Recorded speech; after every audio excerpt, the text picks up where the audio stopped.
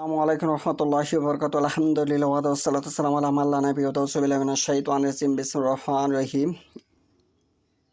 আন আয়েশা রাদিয়াল্লাহু আনহা আনিন নবী সাল্লাল্লাহু আলাইহি ওয়াসাল্লাম আন্নাহু ক্বালা ইয়া উম্মা আতি মুহাম্মদ ওয়াল্লাহি লাউ তা'লামুনা মা আলামু লাহাবাকাইতুম কাসীরান ওয়ালা সাহিকতুম কালিইলা। আজকের বক্তব্যের বিষয় হলো মাযহাফি নাম সম্পর্কে। আমাদের ভারতবর্ষ সহ সারা পৃথিবীর অধিকাংশ মুসলিম উলামায়ে কেরাম বিভিন্ন নামে মাযহাফ তারা তৈরি করেছে। সে সম্পর্কে কোরআন হাদিস কি বলে? আমি যে হাদিসটি তেলাওয়াত করেছি সহিহ বুখারী শরীফের 6 নম্বর খণ্ড পর্ব 83, হাদিস নম্বর হচ্ছে 6631। হাদিস নম্বর হচ্ছে 6631। এই হাদিসে আয়েশা রাদিয়াল্লাহু আনহা হতে বর্ণিত। আয়েশা হচ্ছে রাসূলুল্লাহ সাল্লাল্লাহু আলাইহি ওয়াসাল্লামের ছোট স্ত্রী এবং আবু বকর রাদিয়াল্লাহু আনহুর মেয়ে। তিনি বর্ণনা করতেছেন, তিনি বলেছেন, হে উম্মতে মুহাম্মাদি, শব্দটা ব্যবহার করছে হে উম্মতি মুহাম্মাদি, মুহাম্মদ সাল্লাল্লাহু আলাইহি ওয়াসাল্লামের নাম উল্লেখ করেছেন।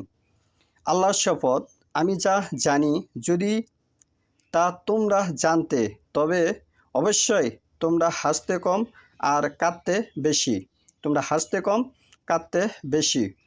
ওয়ালা সাহিকতুম, তুম হইছে বহুবচন, আনতা হইছে এক বচন, আনতুম আছে দ্বিবচন, তুম হইছে আনতুম হইছে বহুবচন।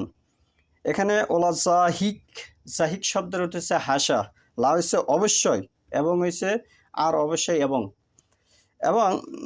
কালি ইলান সামান্য কাঁদতে। জাহিক তুম হইছে হাসা। এই শব্দটার যে উচ্চারণ ভারতবর্ষ সহ এবং অনেক আরব বিদ্বানগণ আছে, যেটি আপনার এটি মেন বর্ণটি হবে জ, কিন্তু অনেক ক্ষেত্রে তারা উচ্চারণ করে থাকে দ। ভাষা পরিবর্তনশীল। আজ থেকে 100 বছর আগে যে ভাষা ছিল বর্তমানে এই ভাষা বিদ্যমান নেই বাংলাদেশে বর্তমানে 5 মিশালি ভাষা চলে, কিন্তু অনুরূপভাবে আরবেও এরকম ভাষা পরিবর্তন হয়ে গেছে। তাহলে এখানে যে মাযহাফি নাম আমরা যদি কেউ উচ্চারণ করে তাহলে উম্মতে মুহাম্মাদি এই শব্দটাই স্পষ্ট সহিহ সুন্নাহ। এছাড়া যত আহলুল হাদিস বলেন, হানাফি বলেন, কাদিয়ানি বলেন, যত নাম উচ্চারণ করবেন সেটি আপনার এভাবে এরকম সহিহ শুদ্ধভাবে হাদিস দ্বারা প্রমাণিত নয়। আসমানের নিচে কোরআনের পরে সর্বশ্রেষ্ঠ হাদিস গ্রন্থ হচ্ছে সহিহ বুখারী শরীফ, আর সর্বশ্রেষ্ঠ ব্যক্তি হচ্ছে রাসূলুল্লাহ সাল্লাল্লাহু আলাইহি ওয়াসাল্লাম, সর্বশ্রেষ্ঠ ব্যক্তি হচ্ছে সাহাবীরা। তার মাঝে একজন হচ্ছে আয়েশা রাদিয়াল্লাহু আনহা। তিনি হাদিস বর্ণনা করেছেন যে হে উম্মতে মুহাম্মাদি।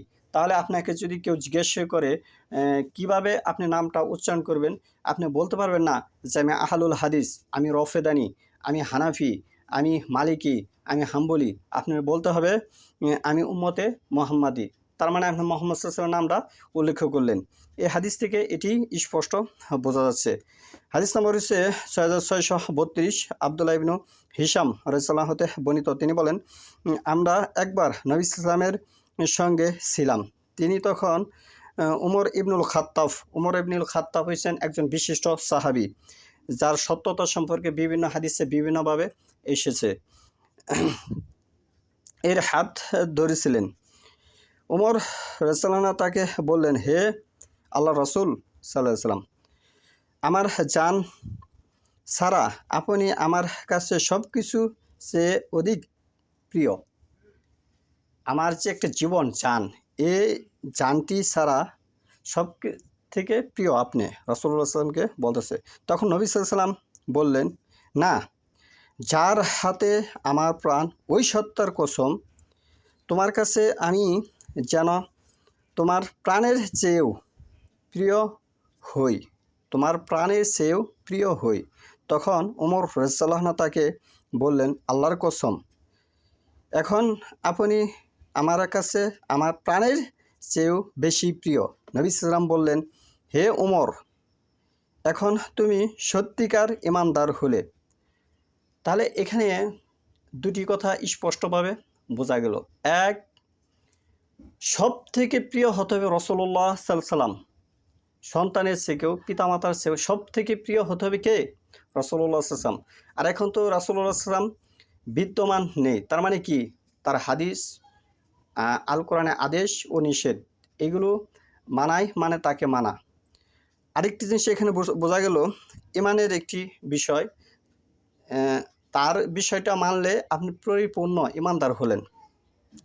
আর কসমের বিষয়গুলো সাহাবীদের থেকে স্পষ্ট বোঝা গেল যে আল্লাহর শপথ, ওয়াল্লাহি, অনারব যারা তারা এইভাবে বলতে পারবেন অতি সহজভাবে, ওয়াল্লাহি, আল্লাহর শপথ করে বলছে আমি এই কাজটি করিনি বা এই কাজটি করব, এভাবে আপনি কসম করতে পারবেন। এটি হাদিস দ্বারা স্পষ্ট।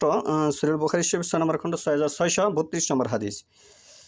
এখানে দুটি হাদিস থেকে যে বিষয়টা স্পষ্টভাবে ফুটে উঠল, কসমের বিষয়টা এবং মাযহাবির যে নাম অনারব ভারতবর্ষ সহ বিভিন্ন জায়গায় বিভিন্ন নামে যে পরিচিত লাভ করেছে, যদি এই হাদিস মোতাবেক হয় তাহলে ঠিক আছে, আর যে হাদিস মোতাবেক না হয় তাহলে সেটি হাদিসপন্থী হলো, বা সাহাবীদেরকে অমান্য করা হলো, বা রাসূলুল্লাহ সাল্লাল্লাহু আলাইহি ওয়াসাল্লামকে অমান্য করা, মানে তার আদেশকে অমান্য করা হলো।